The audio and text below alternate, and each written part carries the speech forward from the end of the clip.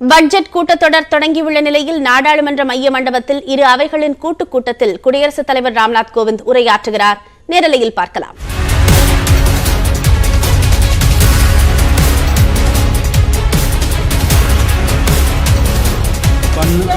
वैश्विक महामारी का यह तीसरा वर्ष है। इस दौरान हमने भारत के लोगों की लोकतांत्रिक मूल्यों में अगाध आस्था, अनुशासन और कर्तव्य परायणता को और मजबूत होते देखा है। आज जब भारत अपनी आज़ादी के 75 वर्ष पर अमृत महोत्सव मना रहा है, तब प्रत्येक भारतवासी की यह संकल्प शक्ति भारत के उज्जवल भविष्य के लिए असीम विश्वास पैदा करती है। इसी विश्वास के साथ मैं संसद भवन के इस ऐतिहासिक सेंट्रल हॉल से प्रत्येक भारतवासी का अभिनंदन करता हूं। मैं आज संसद के इस समवेत सत्र में देश के उन लाखों स्वाधीनता सेनानियों को नमन करता हूं, जिन्होंने अपने कर्तव्यों को सर्वोच्च प्राथमिकता दी और भारत को उसके अधिकार दिलाए। आज़ादी के इन 75 वर्षों में देश की विकास यात्रा में अपना योगदान देने वाले सभी महानुभावों का भी मैं श्रद्धापूर्वक स्मरण करता हूँ। अमृत महोत्सव के इस कालखंड में देश की महान विभूतियों से जुड़े विशेष अवसर भी सभी देशवासियों को प्रेरणा दे रहे हैं।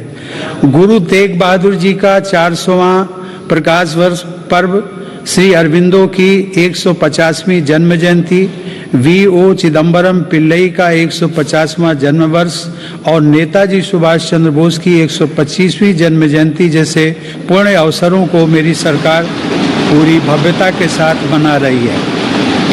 सरकार ने इस वर्ष से गणतंत्र दिवस समारोह को नेताजी की जयंती पर 23 जनवरी से ही मनाने की शुरुआत की है। मेरी सरकार मानती है कि अतीत को याद रखना तथा उससे सीख लेना देश के सुरक्षित भविष्य के लिए बहुत ही जरूरी है।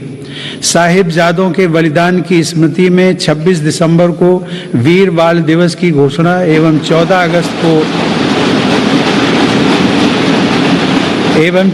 अगस्त को विभाजन विभीषिका स्मृति दिवस इसी सोच का परिचायक है। सरकार ने भगवान बिरसा मुंडा को श्रद्धांजलि स्वरूप उनके जन्म दिवस 15 नवंबर को जनजातीय गौरव दिवस के रूप में मनाने का भी निर्णय लिया। माननीय सदस्यगण, आज़ादी का अमृत महोत्सव हम सभी भारतीयों के लिए अगले 25 वर्षों के संकल्पों को आकार देने का पवित्र अवसर है। मेरी सरकार सबका साथ, सबका विकास, सबका विश्वास और सबका प्रयास के मंत्र पर चलते हुए अगले 25 वर्षों के लिए मजबूत बुनियाद पर तेजी से काम कर रही है। इस बुनियाद का सबसे महत्वपूर्ण संकल्प एक सर्वसमावेशी, सर्वहितकारी, सशक्त भारत का निर्माण और देश की आत्मनिर्भरता है।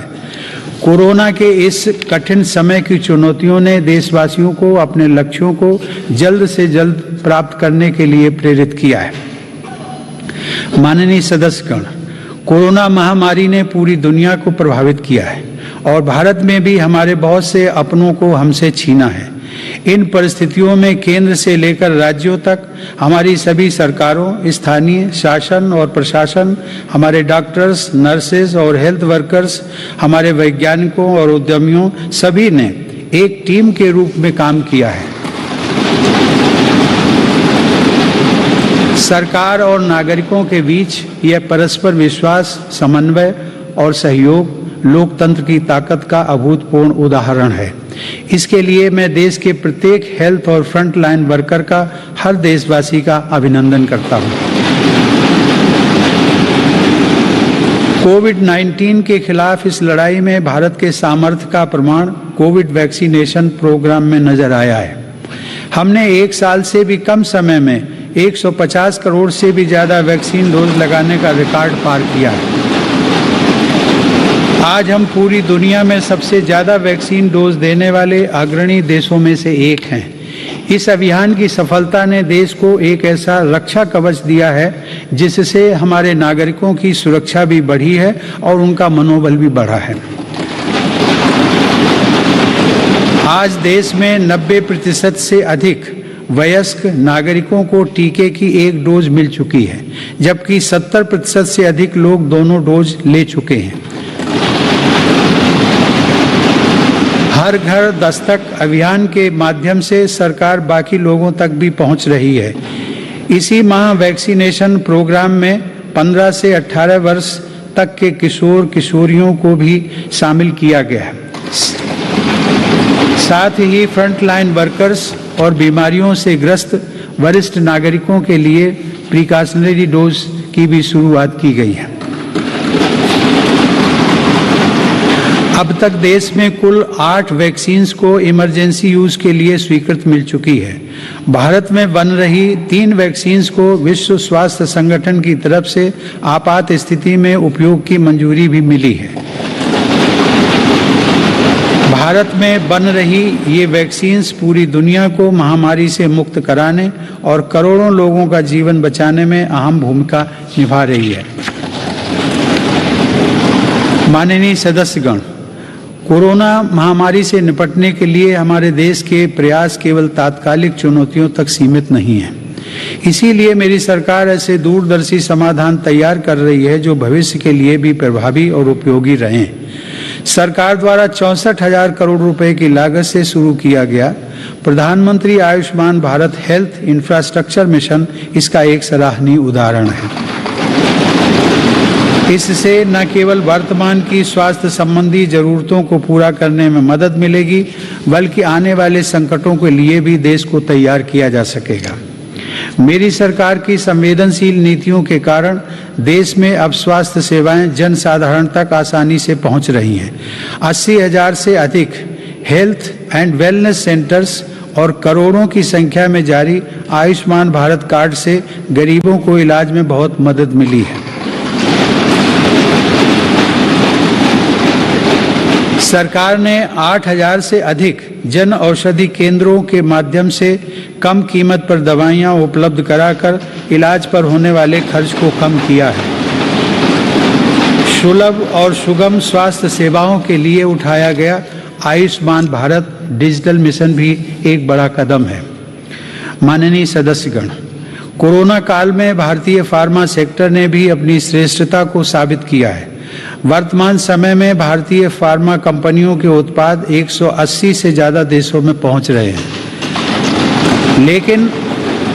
लेकिन इस क्षेत्र में भारत के लिए संभावनाएं कहीं अधिक व्यापक हैं। फार्मा इंडस्ट्री के लिए मेरी सरकार द्वारा घोषित PLI स्कीम से इन संभावनाओं को विस्तार मिलेगा और रिसर्च को भी गति मिलेगी। सरकार द्वारा किए गए प्रयासों के परिणाम स्वरूप योग, आयुर्वेद एवं पारंपरिक चिकित्सा पद्धतियों की लोकप्रियता लगातार बढ़ रही है। वर्ष 2014 में देश से 6,600 करोड़ रुपए के आयुष उत्पादों का निर्यात होता था, जो आज बढ़कर 11,000 करोड़ रुपए से अधिक हो गया है। दुनिया के सबसे पहले WHO global centre of traditional medicine की स्थापना भी भारत में होने जा रही है। माननीय सदस्यगण, हमारे संविधान के मुख्य शिल्पी बाबा साहब डॉक्टर भीमराव अंबेडकर ने कहा था कि मेरा आदर्श एक ऐसा समाज होगा जो स्वाधीनता, समानता और भाईचारे पर आधारित हो। प्रजातंत्र सरकार का एक स्वरूप मात्र नहीं है। प्रजातंत्र का मूल है अपने साथियों के प्रति आदर और सम्मान की भावना। बाबा साहब के इन आदर्शों को मेरी सरकार अपने लिए ध्येय वाक्य मानती है। मेरी सरकार की आस्था अंत्योदय के मूल मंत्र में है, जिसमें सामाजिक न्याय भी हो, समानता भी हो, सम्मान भी हो और समान अवसर भी हो।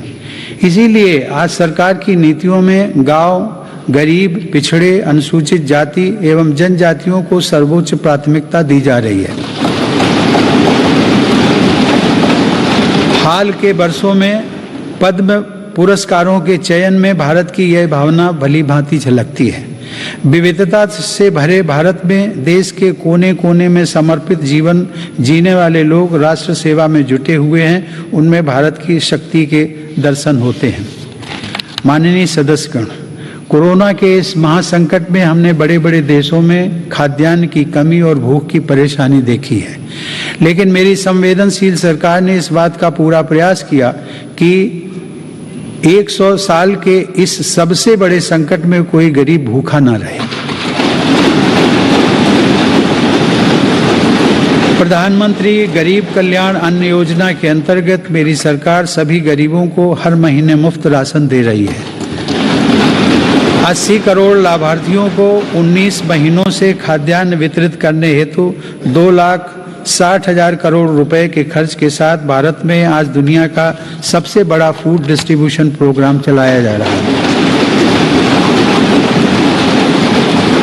वर्तमान परिस्थितियों को देखते हुए पूरी संवेदनशीलता के साथ मेरी सरकार ने इस योजना को मार्च 2022 तक बढ़ा दिया है।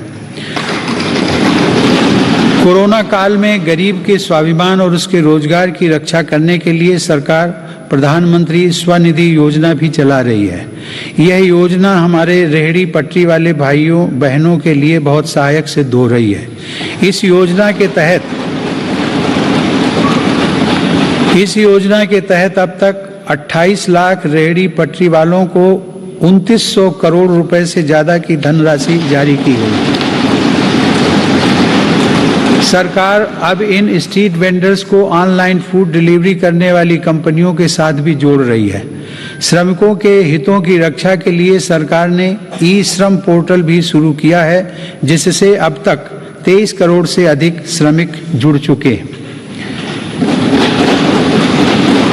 जनधन आधार मोबाइल अर्थात जैम ट्रिनिटी को मेरी सरकार ने जिस तरह नागरिक सशक्तिकरण से जोड़ा है, उसका प्रभाव भी हम लगातार देख रहे हैं।